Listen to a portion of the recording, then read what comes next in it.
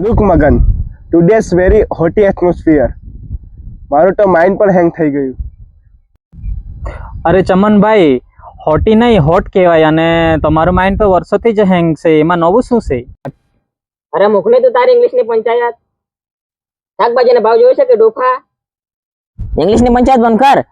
કાલે મેં બજારમાં ગયેલો, ટામેટા મને જો નસતા હતા. ટામેટાના ભાવ જાણ્યો હે છે કે તું હવે પાર્થો ઇંગ્લિશ ફાડતો છે.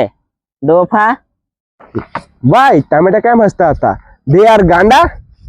ના રે ના, મેં ભાવ પૂછ્યો ને એટલે ટામેટા કહે ભાઈ પહેલા તો તારું ખીસું જો, પછી મારો લાલ કરાલી જો. સાચી વાત છે ગપ્પુ. હવે તો મેં ટામેટા ખાવાનું જ છોડી દીધું. હવે તો મેં ફોનમાં ફોટો ડાઉનલોડ કરીને ટામેટા જમતો છું. Magan, you are a very poor logic. મોંઘવારી તો વધવાની, આપણે જ અપડેટ થવું પડશે. હવે તો મેં પણ હોટલમાં જઈને કાજુ કરી મંગાવવાની બંધ કરી દીધું છે. તો એણે શું કીધું?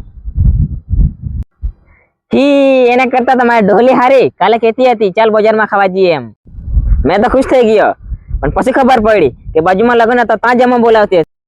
તું તો નસીબદાર છે ગપ્પુ. મારા ઘરે તો મીઠું બી માપીને નાખવામાં આવે છે. મારી ઘરવાળી તો કાલે મને કહેતી હતી કે મીઠું ખાવાનું ઓછું રાખો હવે અને બીપી બી કંટ્રોલમાં રહેશે એમ.